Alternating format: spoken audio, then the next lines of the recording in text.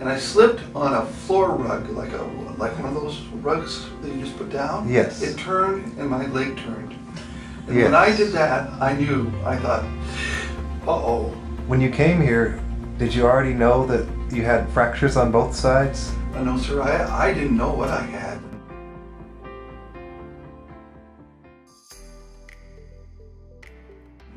Can you give me a description of what it was like from when you got out of surgery and then as the recovery went on? Oh.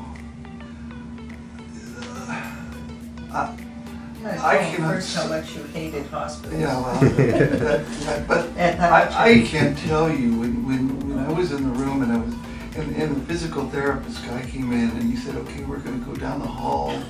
I said, I'm ready, and I got up and I moved over and I started to walk. And then I started to become a believer. And I thought, oh my gosh, because I hadn't been able to do this for so long. Walking is so important to people. If they're going to have a life, it's important to be able to walk.